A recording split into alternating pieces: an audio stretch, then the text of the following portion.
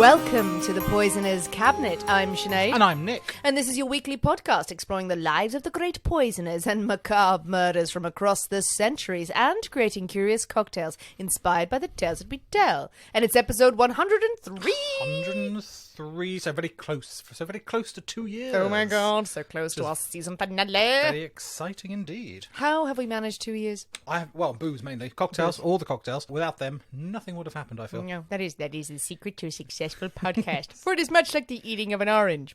Yes, 2 years we're coming up to. Next week is our season finale. We're going to have a magical retrospective where we're looking back at all of the best bits of the Poisoner's Cabinet for the last 2 years. We've got a lot of listener suggestions you beautiful people have sent in about cases to chat about, your highlights. So that will be a very special episode out next week. We're going to have a tiny break between season 2 and season 3 just so we can get season 3 ready. We're looking forward to the season finale. Yeah, it's a good one. Yeah, absolutely. Exciting. It's fun times. We've got lots to chat about. But that's not now. That's not now, so this one better be good. We're in the now, we're in the here. We're in the 103, not the 104. Penultimate, I tell you. Oh, a good word. Yes, it is. It's a bit like perineum. I ruined it, didn't I? It's nothing at all like a perineum, I feel. It's got a purr in there. It's got a purr. You got a purr. Yeah, it's going well. It's going well. Yeah, it's getting weird. How are you, Nick? Me and my perineum are fine, thank you. Oh, good. Oh, good. Now I'm picturing... Oh, why? See, you started it. Started it. Yep. Oh, right. Okay. Well, that aside, good to know. That aside, yeah. Lovely. It's been a mad old week. Yeah. But a busy week, but for exciting reasons. Okay. Well, why exciting reasons? Because we're running away. We are escaping the country. Not to get married. Not to get married, no. We're not fleeing to be wed, finally. And the terrible marriage we'd have. Actually, it'd be quite fun. We got married, it'd be fine. It'd be a lot of cocktails. Loveless. Isn't all marriage? We are going away. We're going on holiday for the first time together ever abroad. We are leaving the country. My first time leaving the country in about 6 years. No way. Yes, indeed. Has it been that long? It has been that long. I mean, for me, it's been probably about 3 years actually. Yeah. The last holiday I had before lockdown was Wales, and I love Wales, but when you have lockdown staring down a barrel at you, you're like, oh, Wales, come on, it was wet.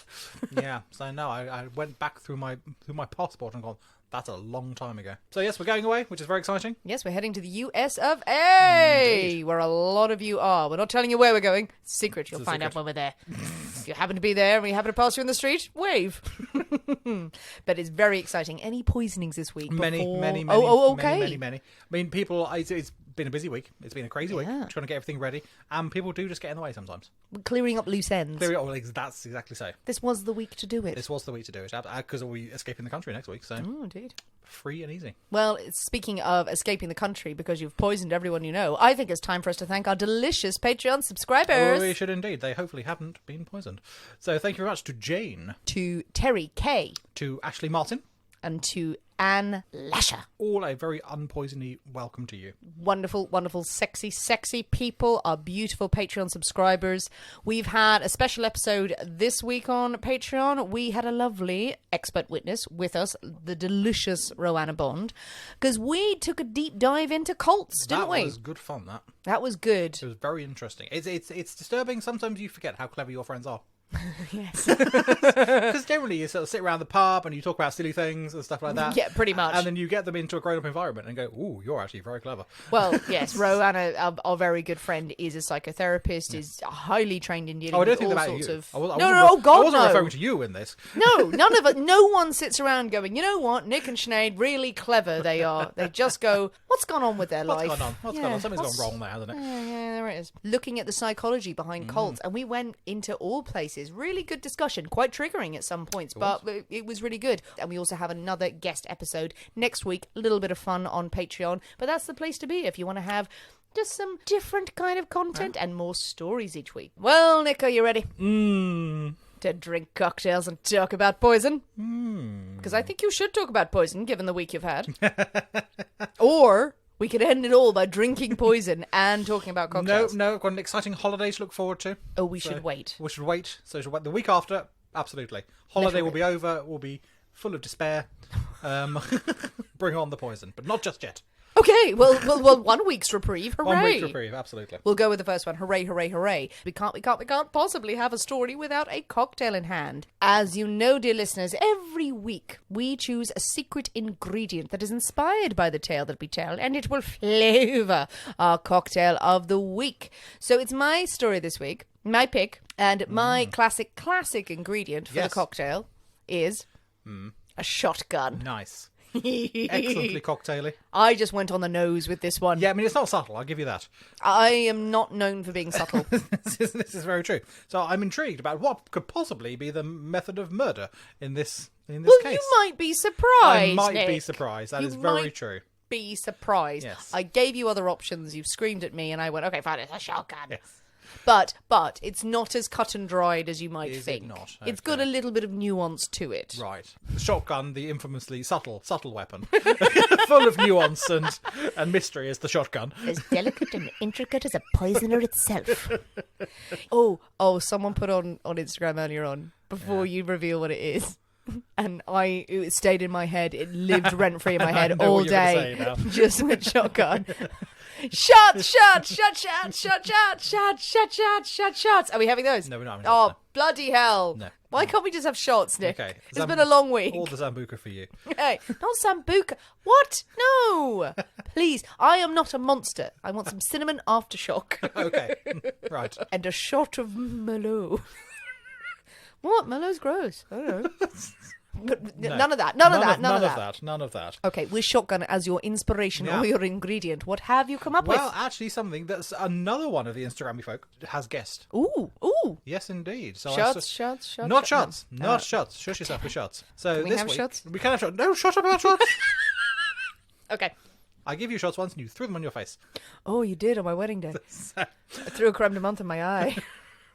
So you're not allowed shots. Okay. It's very bad. So this week we are having a 6-barrel shotgun. Oh my god, great. Perfect. You see, I knew you'd find one. Yeah. A 6-barrel shotgun is that means that's terrifying. 6 barrels, Jesus, Yeah. actually. Well, how many barrels is a shotgun? Well, have? usually two. A double barrel shotgun. Yeah. And you have the gauge or the thing. Yeah, I mean, absolutely. I mean, obviously, The story, I forgot what it is. Actually. well done you. For your Caliber, obviously- the weight, the balls of the shotgun. I don't know. It was gauge. I don't What know. are you talking I about? don't know. I was thinking you would know. You know About how this shotguns? You know how this works, Nick. I start saying something and then you correct me, going, "No, you're insane," because you know more than me in terms of facts. In terms of facts, okay. I think your usual shotgun will have 2 barrels. Okay, good. But Yes. this has 6. This has 6. This has been modified. This has been heavily modified. Because someone's taped 2 shotguns on top of the other one, and now there's 6 barrels. Yeah, exactly. Or So, wrapped it up in a bit of tape. Detailed modification that's been made with some gaffer tape. And they've used a series of pipe cleaners to create one big trigger.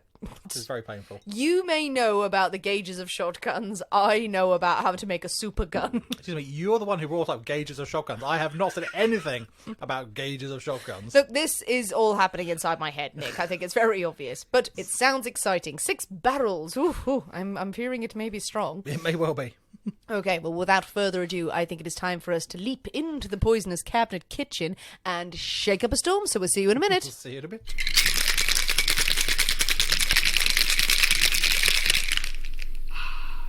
And we're back. Hello. So, Nick, we have a 6-barrel shotgun. Well remembered there. I saw you thinking, what was it called? Well, we babbled so much about shotguns. I was like, what the hell did we say? 6-barrel shotgun. Yeah. It doesn't look like a shotgun. Well, it looks metally.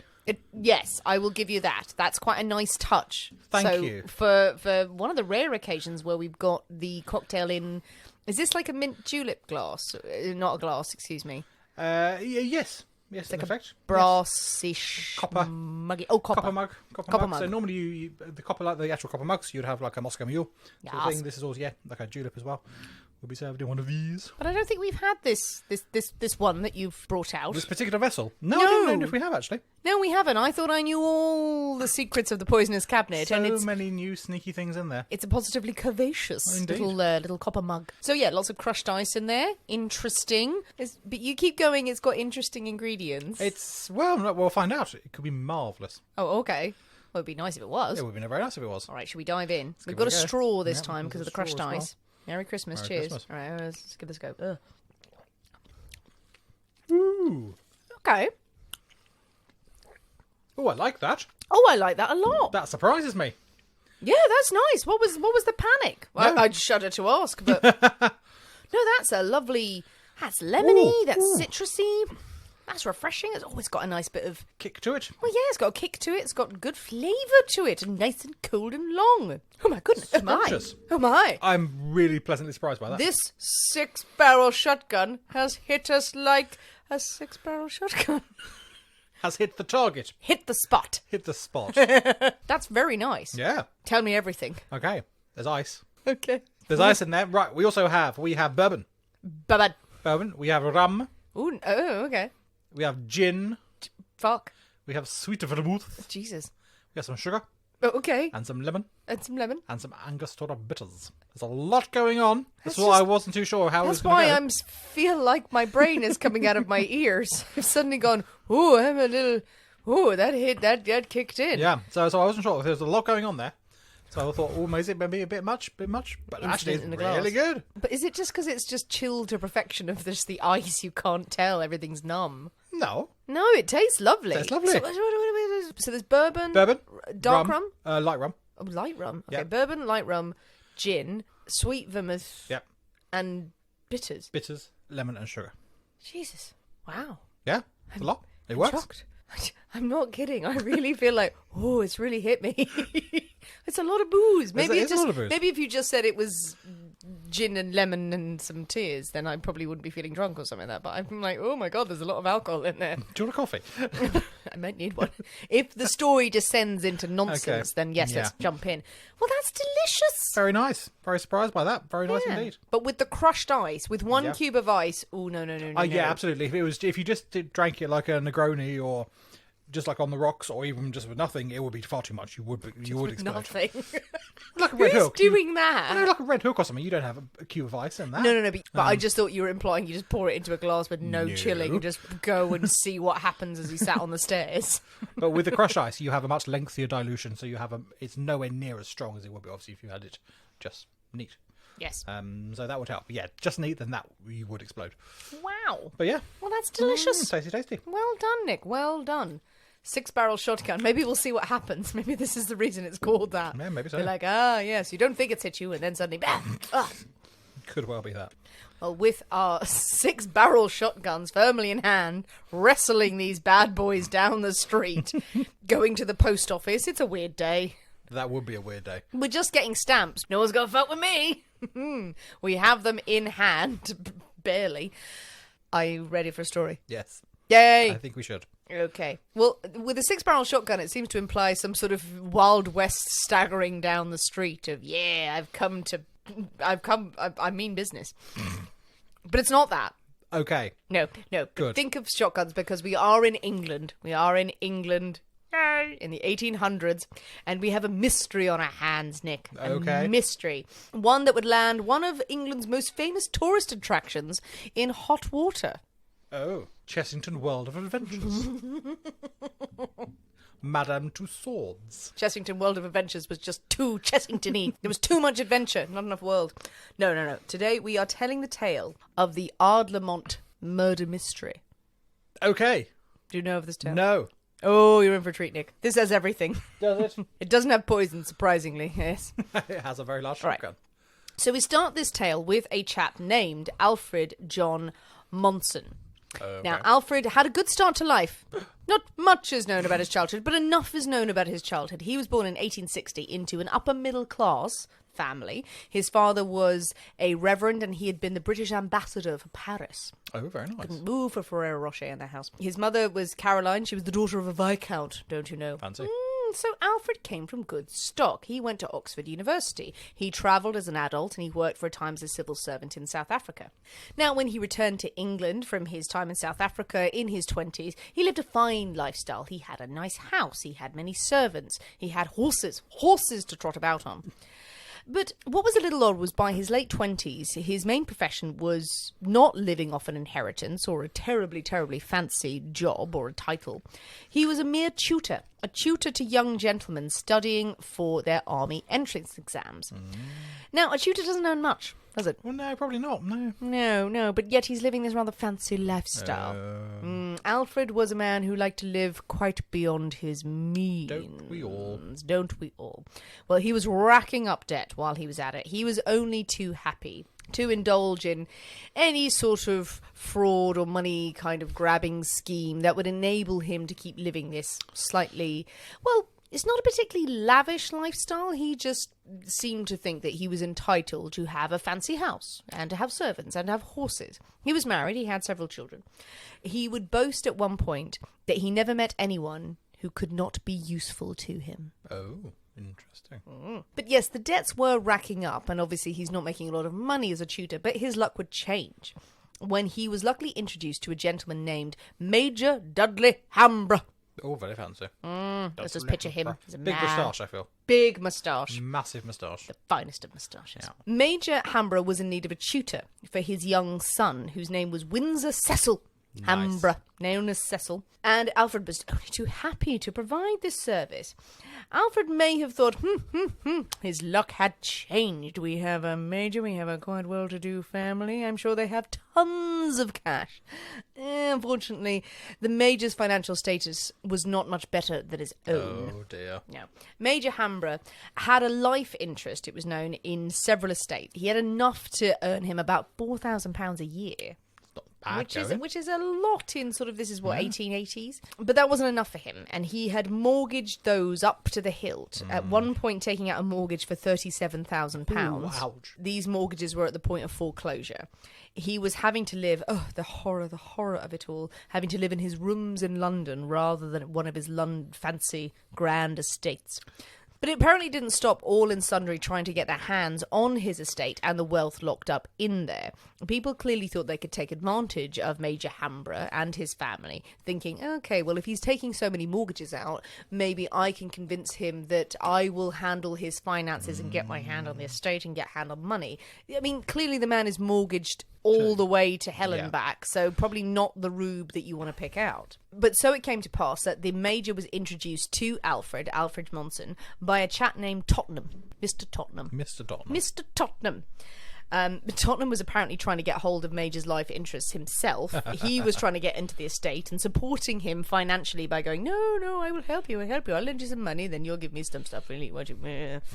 And on meeting the major, Alfred Monson clearly has the same sort of ideas. But the major is oblivious to anyone trying to screw him over, apparently, at this point in his life. In Alfred, the major sees some hope for his 17-year-old son, Cecil. If the boy can get into an army, then he will surely become an officer, and he will be able to support his dear old parents until all these debts are paid off. Yeah, the son will have a good wage. That'll be fine. Now, on paper, Alfred is educated. He's charming and he's experienced, so the major has no issues in signing him up to be Cecil's army tutor to help him get through his entrance exams. Around this time, when Cecil becomes his tutee, Alfred... Tutee. Toot on, son. Toot on. Pupil. That, yeah. What the fuck is a tutee? I don't know. Your husband's a teacher, for heaven's sake. He's not...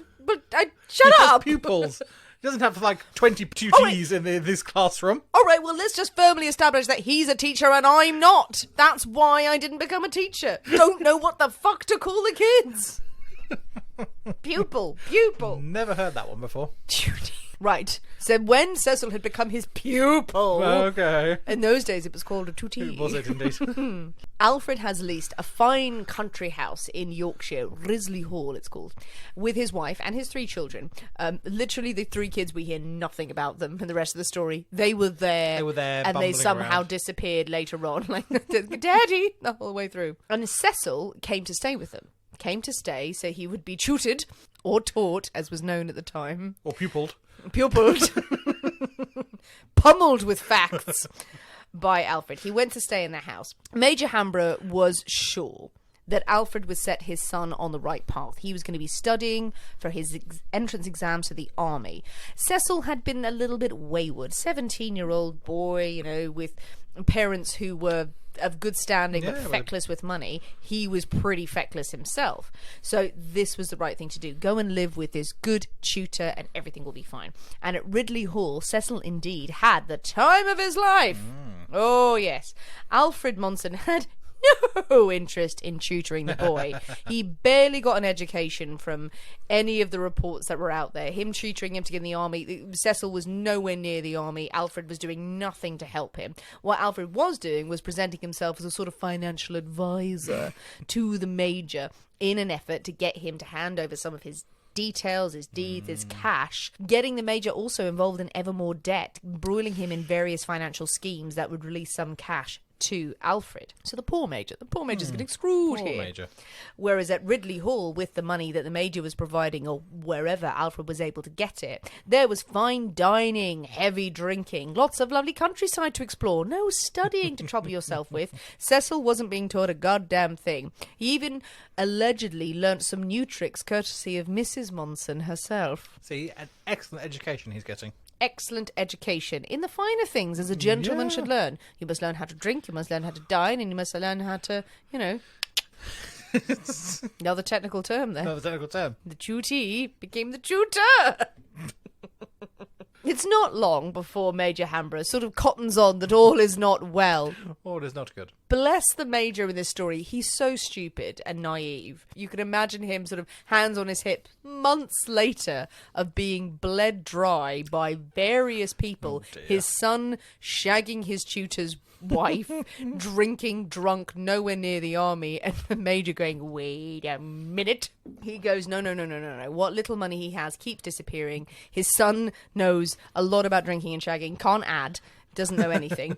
The Major orders Cecil to come home. So enough is enough. You've got to come home. Cecil, screw you.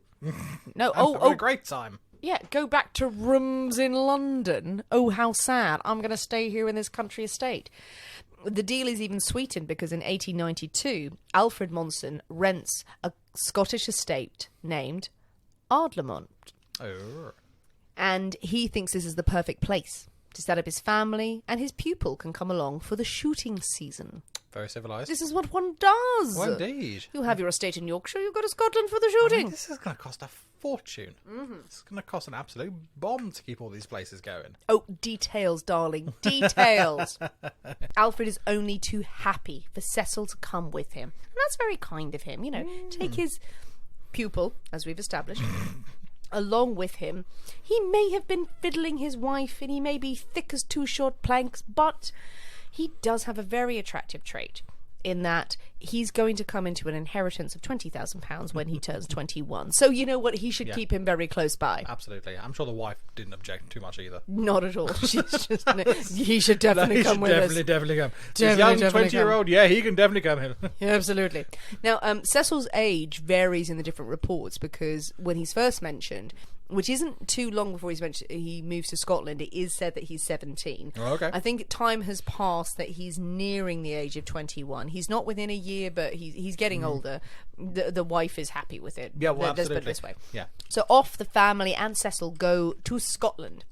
Alfred borrows off everyone they know to afford the train tickets, even asking Mr. Tottenham for the fare for the one-way trip. It's said that they are secretly so strapped for cash that when they leave, they are forced to leave their linen behind because they can't afford a laundress. Okay. So what are they going to do? Buy new stuff when they're up there? Well, that's it. Cheaper? I guess they thought that was the way to do it. That he would Okay. he would earn more money up there, or maybe that's the sob You've story. got to wear the same clothes until I earn some more cash. Oh my God! They don't have a new outfit every hour. Well, exactly. Yeah. What are they going to do? Shock horror there. You might be wondering how they got this estate up in Scotland. I was wondering that. Alfred has been declared bankrupt, so he can't sign the lease. Cecil can't sign the lease because he's not of age. Yeah. Now, whether that means he's 17 or whether he's only 20 or so, but he can't sign it. So apparently, when sorting out the lease, it's fine because Mr. Jeringham... So on now? Jeringham signed for the house, acting as Cecil's guardian and trustee. Right. Who is Mr. Jenner? This is someone who was never seen of again, who very much turns up. We can probably imagine in a great big moustache. Nice. Alfred and Cecil walking out of whatever office it is. Probably Alfred, just alone. Cecil knows nothing of this. Comes back in. Hello, I'm Mr. And I'm sorry, it's a very made-up name in the spot. It is Jenringham. Jenringham. So that's someone standing going, my name is Jenringham. That's a name. Shut up. So yes, makes it up. But it secures the lease. But it does the trick. It does the trick. The family are finally settled into their Scottish home to enjoy a wonderful season of shooting all together. Later that day. Okay. That week, let's say, not long after they had moved in, Alfred Monson pays a visit to a local insurance company, requesting a life insurance policy on Cecil's life that could be paid to Mrs. Monson. The insurance company says, what connection does she have to this man? A very physical connection. A deep spiritual connection. Deep spiritual connection, constantly, for the past 6 months. Joined at the hip. None whatsoever. She's my wife, he's my pupil, it's fine, trust me, don't worry about it. They're like, no, we're not in the habit of just blindly handing out insurance policies that vaguely connect people that have no familial or any other connection. So no, the answer is no. He's sent packing, tries another insurance company. No, get out, you weird man. Eventually, Alfred ends up paying a visit to the New York Mutual Assurance Company. Okay. In Scotland. In Scotland. Yes, there is. It's a thing. Let's just go with it. Let's go with it. He declares, brace yourself, that his young friend Cecil is the heir to a huge fortune, £200,000, Nick. That is a huge fortune. Which he shall inherit in but 1 year's time. And this young man wanted to put down roots first, and he wants to buy Ardlamont estate, but he can't buy it because he's not getting his inheritance first. So Mrs. Monson has given him an advance of £20,000 to enable the purchase, knowing, of course, that he was going to come into money later on. So the insurers are going, why are you telling us all of this? Oh yes, he says, could Cecil possibly have a life insurance policy that would cover this 20k just in case anything happens to him between now and his 21st birthday, because my wife's put up all of this money. Cecil totally wants to do this as well, he says. This is very much like an early version of, my friend, I will transfer you $2 million of this currency, and all I need is for you to cover the taxes and put it into my friend's account, and then you will totally receive the $2 million. Was Cecil a Nigerian prince by any chance? I would not be surprised. This long, convoluted thing is poured out to the New York Mutual Assurance Company. And the insurance company sighs and goes, sure, why not? Sure, why not? Just go away. Absolutely. They give him the policy. Alfred pays £194 for the first premium. So he's found money somewhere. That's a decent chunk, yeah. Exactly. So sure he is of this policy. This has made me wonder why, we're so guarded against those emails from various princes around the world and insurance scams about, no, totally, I will do this if you do that. It makes me think that insurance companies have been hiding something, that they've been scammed for far too long. It's not us, it's them who have been screwed over by people for 80 years. And now it's just been a thing. Okay, we have just accepted all of this bollocks. Can people please just ask follow-up questions? That's all we ask. That's all we ask. So this is what's happened. That's the early version of the Nigerian prince email. But Alfred has his policy. Hurrah! Huzzah! Wonderful. I think this calls for a celebration. Certainly. Let's have a shooting weekend. Let's. Can you think of a more unsubtle segue into a murder true crime story with a shooting weekend? Shooting weekend. Oh, very Agatha Christie. It is. But it's not quite as cut and dried. Okay. It would be kind of great if he just went back and shot him in the face immediately. Yeah, exactly. Oh, I was aiming for that moorhen over there. Sorry. Just you wait, Nick. Seriously. It doesn't start that way. He doesn't go with the guns immediately. He does arrange a shooting party. And party is the loosest sense of the word, because it's him, it's Cecil, and a man called Edward Scott turns up for the weekend. All we know about him is he's an engineer and he has turned up to buy a yacht. Okay. That is it. Right. Edward does nothing but follow these people around all weekend. Does anyone have a yacht for sale? I don't think they have a yacht No. for sale. No, I don't think anyone has a yacht. There are no yachts in the area. He has just turned up to buy a yacht. Right. So he's just going around places going, do you have a yacht? No As long yacht as you yet. have no follow-up questions whatsoever, that's what I'm doing. Okay. He's been going town to town in Sounds Scotland. like just desperately trying to find a yacht. I know, he can't find his yacht. You can't Poor find a man. yacht. Now, before the guns come out, the trio decide to go fishing. Right. They're going to go fishing. On the yacht. They could go and try and find a yacht. Find the They're going yacht to fish to go for a fishing yacht. Now, the reports on this differ. I think this is in the sea. The estate can't be far from the shore. There's some reports that it's on a lake, but what ends up happening is Scott waits on the shore of the beach. Alfred and Cecil go out on a little boat. Alfred rowing, smiling at Cecil. I do hope nothing happens on this boat, though. I do hope. Wouldn't it be a tragedy if someone was to fall overboard? Would be, because, Alfred can swim, but Cecil can't. Cecil can't swim, but oh no, the boat is taking in water. The boat is taking in water and now it has capsized. Yes, That happened very tragedy. quickly. Tragedy ensues out there on the water, and Alfred cries, oh my goodness, as he merrily swims back to the shore, and he turns around, and Cecil is pretty much standing up in the water. It's really not that deep. Nice. And Cecil is just like, hi, Hi, I'm here. I'm fine, by the way. Isn't it shallow out here? God damn it. Nice. So they try to drown him unsuccessfully. Very unsuccessful. Well, something happens on the boat unsuccessfully. They head back Pulled to the the plug house. out.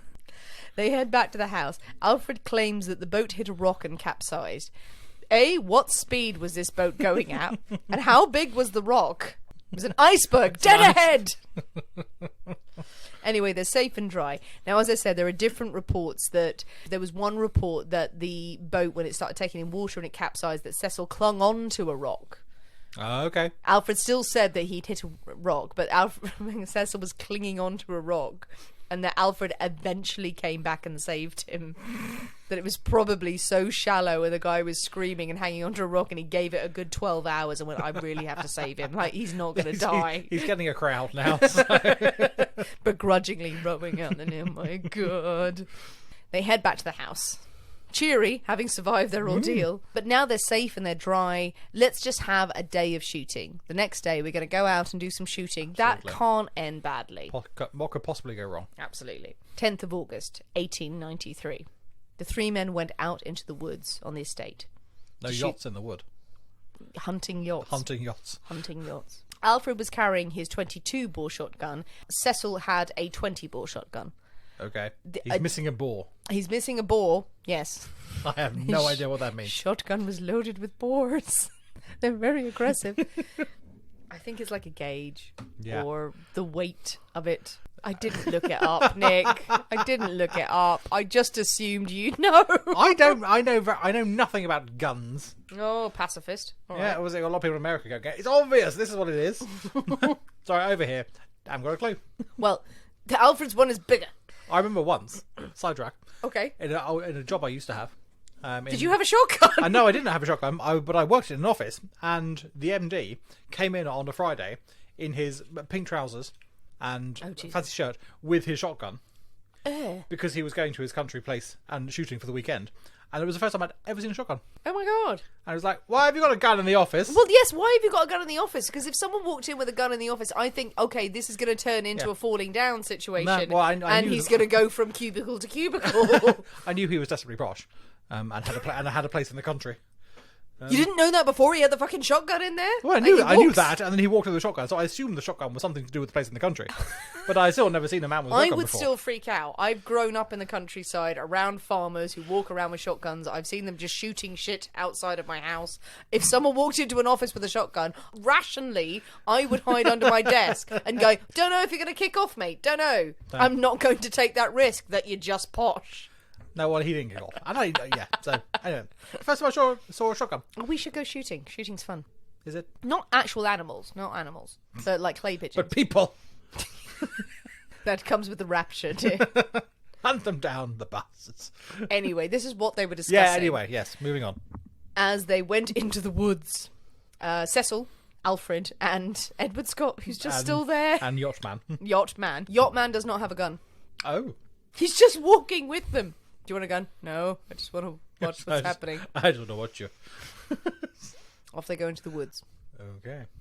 Not long afterwards, a shot is heard by the servants in the house. Alfred and Edward Scott are seen returning to the house. They put away their guns.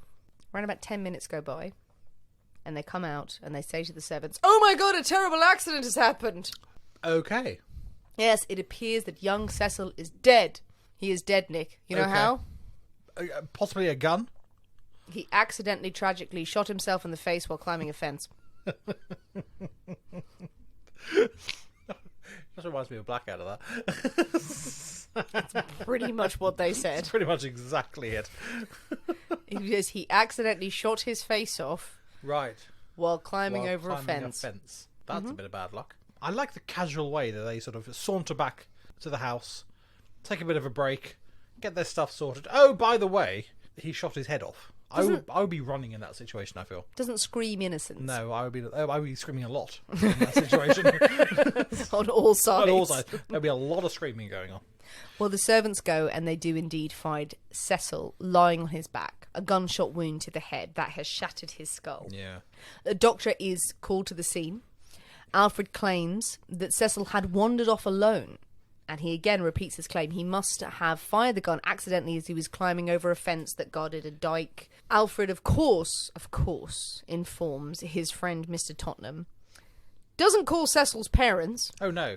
No, The major doesn't need to know. No, the major doesn't need to know, but the authorities eventually contact them. How was he carrying his gun? I mean, surely you carry the gun over his shoulder. Is the usual way. Not sort of face up under your face.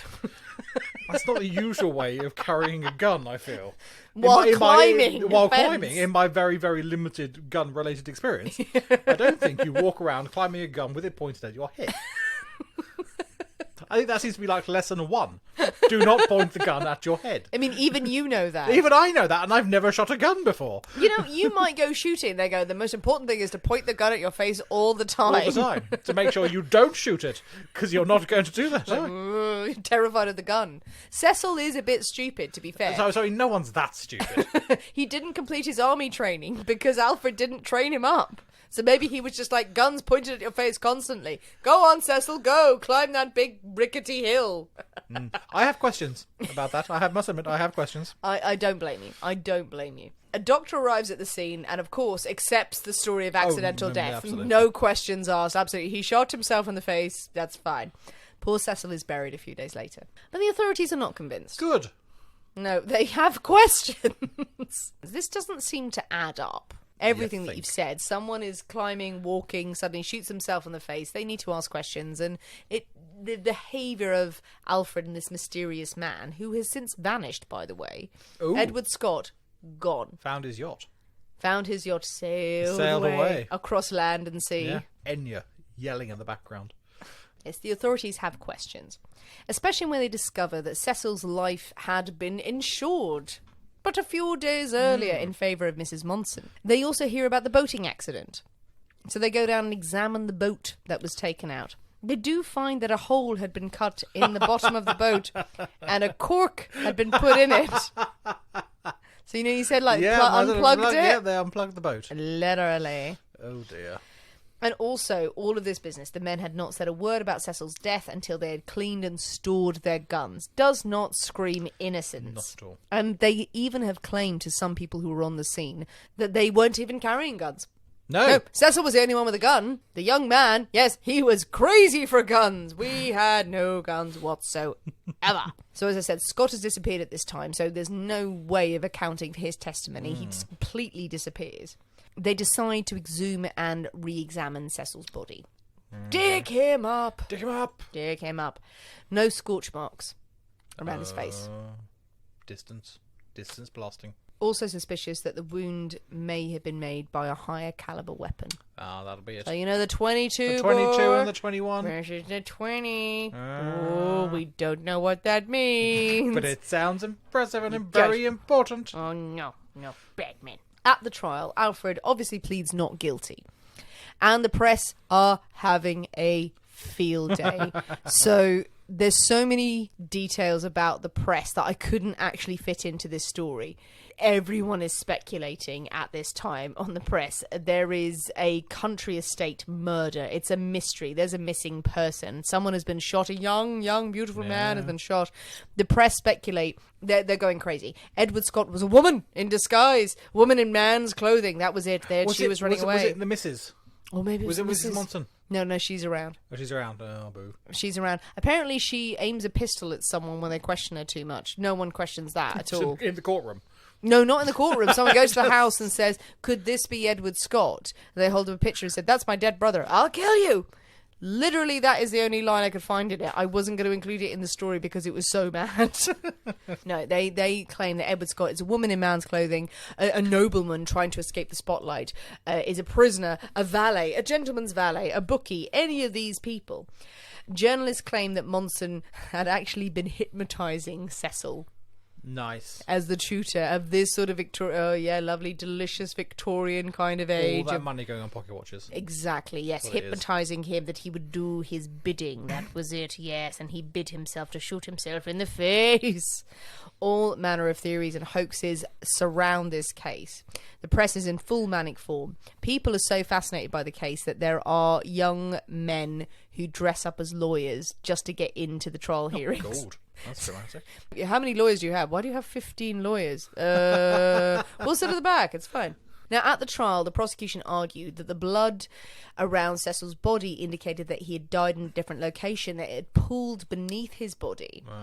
The testimony of the witnesses of Alfred is that he had fallen into a ditch, the dike, and then died. Away or something exactly. Like that, but it was all pooling underneath him. So there was this whole issue. But then they're arguing, would the surrounding trees, as you said earlier on, be marked by a shot? Would there be marks on the trees if he had been shot from afar rather than been shot at close range? But if he was shot at close range, how close do you need to be for a shotgun shell to shatter the skull? Because that's what happened to Cecil. I shit you not, actual trees were brought in as evidence. Okay. Whether they were dragged into the courtroom wholesale, they were dug up, they were brought to Edinburgh, stored as evidence. Okay. These poor trees, I don't know if they were mighty oaks or tiny saplings. I'm glad they were thorough. Both sets of lawyers bring in their own collection of skulls to demonstrate how close range a bullet would shatter a skull or not. Oh, is there fun shooting skulls in well, court? Whether they don't think they shot them, but there's a lot of shattering of skulls going on. So it's a lovely image of them just hurling skulls to the floor. At one point, they bring in a horse's skull going, this is a good measure. It's like, that's a horse. That's a horse, no, that's not a person. That's not a person. Trying to show how close a bullet would come to a skull. They don't actually bring in the victim's skull, because that would be horrible. Where they got the skulls from, people are like, there's loads of skulls lying around the place. Okay, yeah. So that's fun. There are problems with the case, aside from the skull smashing and tree bashing. What the defence hang on is that Alfred could not have benefited from Cecil's death, because the insurance policy stated that it would not pay out before Cecil's 21st birthday. That's when he was due to come into this inheritance that Alfred spoke about. Now, maybe this is a bit of small print that Alfred didn't know about. Okay. So even if he died before, the money wouldn't be released until... According to the insurance company, no. I see. So they say there's no way that he would have benefited, so why would he have killed him? From the way the story is portrayed, it feels like Alfred went in and said, I need an insurance policy in case anything happens to Cecil before he reaches his 21st birthday. Well, that would have been my assumption from how you described it. There we go. But the insurance company have obviously put this caveat in there, which is... Trust them and their sneaky ways. Yeah, there we go. Sneaky fine print. That's enough to cast a shadow of a doubt to say, well, he didn't benefit. And also, no one knows what happened to Cecil. Everyone argues this case back and forth on all of the forensic evidence, and it's really poured over in court. And Dr. Joseph Bell testifies. Now, do you know that name? No. Dr. Joseph Bell is the real-life inspiration for Sherlock Holmes. Oh, I did not know that. Yeah, so he is a doctor. He gave evidence and he gave testimony. He was in Scotland on many cases, but he testifies in this, and it's one of the things that everyone jumps on in this case. First thing, like, oh, the real life Sherlock Holmes talked about it. Joseph Bell testified for the prosecution and said the shotgun wound was not self-inflicted. Nope. There were other experts who said, I think it was. But it's enough. It's enough to cast doubt. Yeah, absolutely. That's all you need. So 9 days later, the jury returned a verdict of... Remember we were in Scotland? Unproven or something, isn't it? Not proven. Not proven. Yeah. Not proven. The unique... Yeah. Desperately Scottish verdict sort of way of... Yeah. in Scotland. Not proven. The unique verdict in Scotland to say you're not guilty, you're not innocent. It's just been not proven. I like that.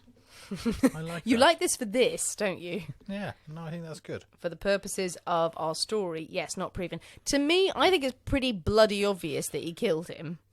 But is it... But if you're not sure... So if there was no... If it was an English court... and there was no sort of not proven verdict, then it would be a not guilty. Very true. Which is a complete exoneration sort of thing. Yeah. Whereas these unproven, it's a bit, you might have done it. We think you did it, but we're not sure. Well, it's an interesting thing, and let's come on to the legacy that Monson left. He is free. He is free now. Didn't have a great reputation when he left. Well, no. His past and his money-grabbing ways have been laid out in court. It's reported that Cecil's family and friends were so enraged by the verdict that for many years later, for the anniversary of his death, they printed notices in a national newspaper that read, "Sacred to the memory of Cecil Dudley Hamborough, shot in a wood near Ardlamont, August 10th, 1893. Vengeance is mine.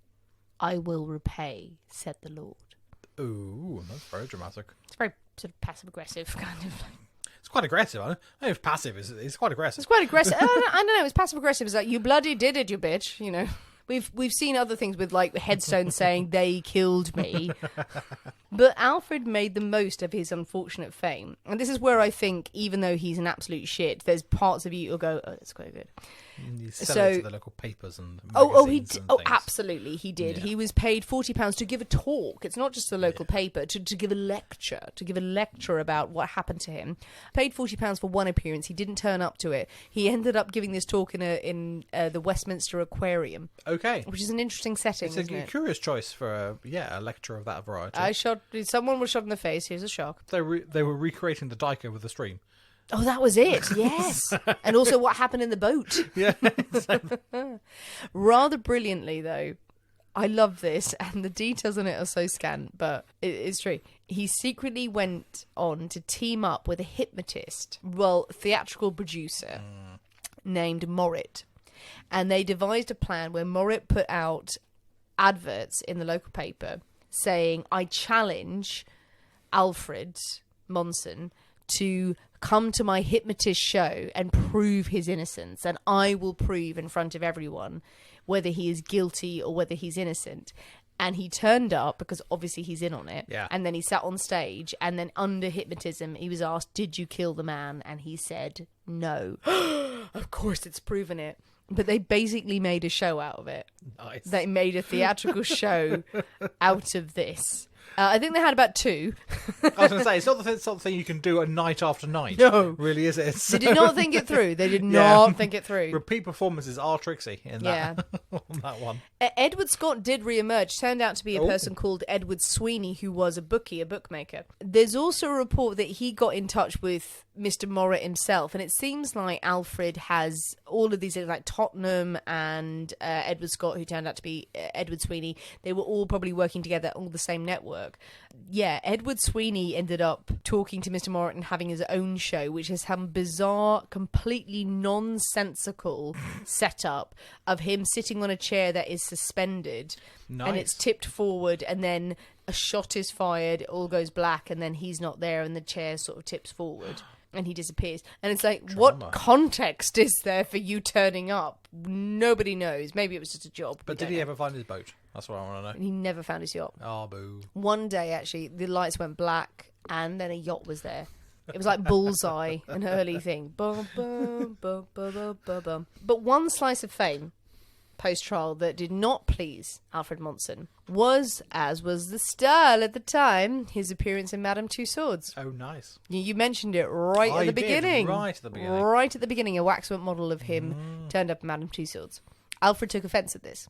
If I have appeared in the Chamber of Horrors, then I am next to murderers, and you're implying I'm a murderer. So, really good point. The whole case behind it, he starts off with trying to file an injunction, which turns into a liable act, saying you cannot put my face in Madame Tussauds and imply that I am guilty of a crime. It is revealed in the various trials and court hearings that Alfred Monson was only too happy to sell his suit to Madame Tussauds, that his friends, etc., had given their likeness to them. But then he decided he wasn't being paid enough, and then he was going, no, I am being put forward in Madame Tussauds, and I am not guilty of a crime because it's not proven. In the end, the jury in the libel trial found that he had indeed been libelled, and he was paid 1 farthing. Nice. That's the ultimate fuck you. Madame Tussauds is excellent all the way through them. If you read the court reports, there's too much to go into, but they're like, yeah, fuck you. Oh, here's a penny. The case did, however, establish libel by innuendo, which is really important for defamation laws going forward. In short, it means that libel has to be published in a permanent form, but it doesn't mean words. So libel is in print. We use it in newspaper law, but it can be a waxwork. Nice. Ha ha ha. Libel by innuendo. Alfred Monson would go on to commit insurance fraud later in his life. He was sentenced to 5 years in jail, finally paying for at least one of his crimes.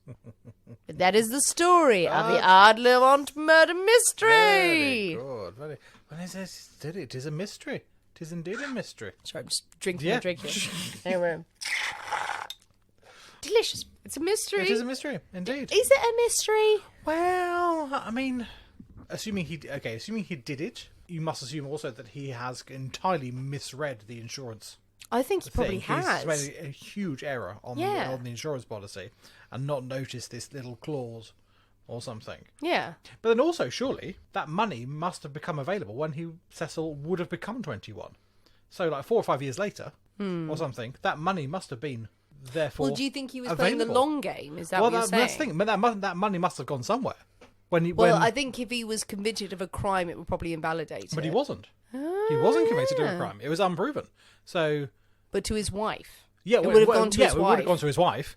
But still, that money went somewhere. Well, that's a really good point. Like, did she actually end up getting paid? Did she? Yeah. Did she end up getting this lump sum of cash? That's sort weird, of like 4 years later, or something. So maybe it was the long game. It didn't seem like, from everything that was written, that Alfred was the kind of guy to play the long game. No, he doesn't. Well, I mean, I don't know. I mean, he's in with scams with the major and trying to work out how to get money. But yeah, I mean, 4 or 5 years is an extreme thing. But if that was the whole point of the court case, that he had no immediate gain from this, but because the particular fine print in the policy was that the payout wouldn't occur until Cecil would have become 21. Yeah.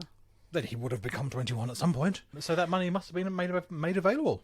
Yeah. So, it's a really good point because in the story, it does imply that Cecil is a lot younger. He's only about 18 or so, 17, 18. And that's why I said in it, like, you know, it's quite confusing. Like, it was supposed to imply that he was going to turn of age next year.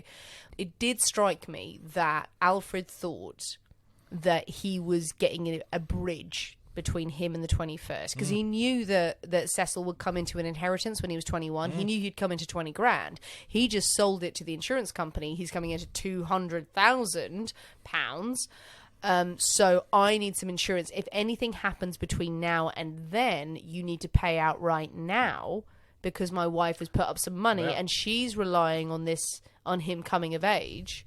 There would be no reason for him to take out a clause that would protect it, unless he was genuinely what happened. Unless for some reason, all of his insurance fraud and all of his money-making horribleness that he had done in his past, he had suddenly changed his ways when he got to Scotland and took out an insurance scheme on this young man to go, no, I just want to protect myself because I want to give him loads of money. that seems unlikely. No, yeah, exactly. That seems unlikely. But that money must have gone somewhere. or the insurance company found a way of. Oh, I'm sure they thinking kept it. Yeah. Well, I mean, imagine there's obviously been unproven. I suppose there's still this huge question mark over the whole thing.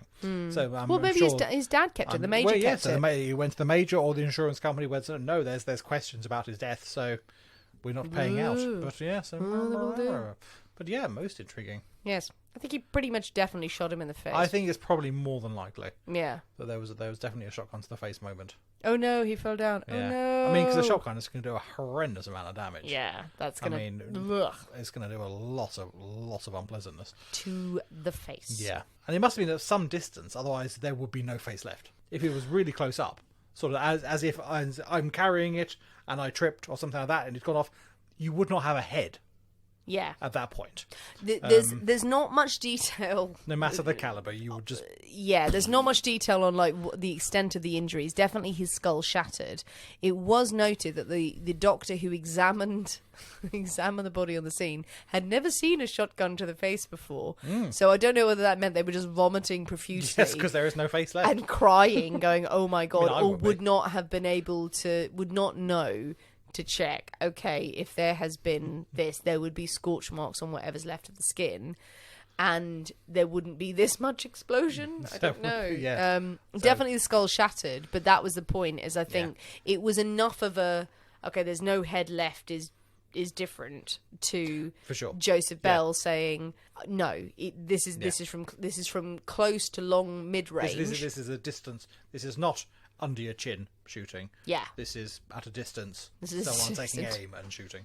It did sound like in the courtroom that they just kept getting in skulls and they didn't know how to demonstrate it other than shooting someone in the face. Well, absolutely. Well, I suppose there was probably some criminal in the back going, no, please don't bring me in. They were like, no, come on. Let's just get a cadaver in. Let's get a cadaver and shoot its face off. Well, that's what you did. Well, some how places... else? You can't. There's no other way of sort of like computer modelling or anything like that to find out what it is. Say, if you want to know what happens at a shotgun blast at 20 foot, you've got to shoot a shotgun from 20 foot to find out the impact it has. So I mean, does that happen? People, you may know better than we do, is like, you have to examine how the impact of a bullet. If you're doing a crime scene investigation, there's, we mentioned it before, Carla Valentine has the wonderful, wonderful podcast on BBC Sounds where it examines a crime scene and it looks at blood spatter and all those things, and you can do 3D modelling around it. But do people actually shoot corpses in the head to kind of go, oh yeah, this is how you would shoot someone in the face? Well, I think probably now there's been enough sort of... The research has been done, potentially, so that you have... There was enough shooting. There was enough shooting of people in the face that you have a decent record of different shots to the face. Some pathologist came over and went, I can't shoot any more corpses in the face. It's getting upsetting. But I think back in the day, I think that would have been the way to do it. Oh, in the Victorian era, it'd be like, no one's going to record this ever. Let's have at it, kids. At it, absolutely. Oh, dear God, to be a corpse back then. Not a good day. Well, what do you think, people? Do you think you can solve the Ardlamont mystery? Do you think that Alfred should have gotten off, or he should have been convicted? What do you think about not proven? What do you think about the libel case with Madame Tussauds? Really, at the time, the libel by innuendo. And where do you hide your yacht? Tiny yacht they were peddling around in. Who was Edward Scott? Was it a woman in disguise? Was it a yacht in disguise? Yacht in disguise. Trying to find its own true love. Tell us what you think. Jump on the comments. Send us your thoughts, your theories, and more stories that we could cover in the future. As we said, next week is our special end of season finale where we're looking back at the past 2 years. After that, we are taking a short break, but we will be back for season 3. So do send us suggestions of things you'd like to hear about in season 3. Anything we can mix up or we can change for the Poisonous Cabinet, or do you just love us the way we are? If you haven't already, join us on Patreon. Wonderful episodes on there. As I said, a couple of special episodes coming up with special guests. The recipe for the 6-barrel shotgun will be out this evening, so definitely give it a go. It's surprisingly tasty. I mean, my brain has stopped working, and so has my mouth, apparently. So it's certainly a strong one, but it is very, very tasty. Very, very Very tasty. tasty. And we probably have all the ingredients. You could just mix that bitch up. Just chuck it all together. Do it. It's great. Thanks for listening, guys. We have been the people inside the Poisoner's Cabinet. We will see you next week. And remember, your loved ones are trying to kill you. Bye!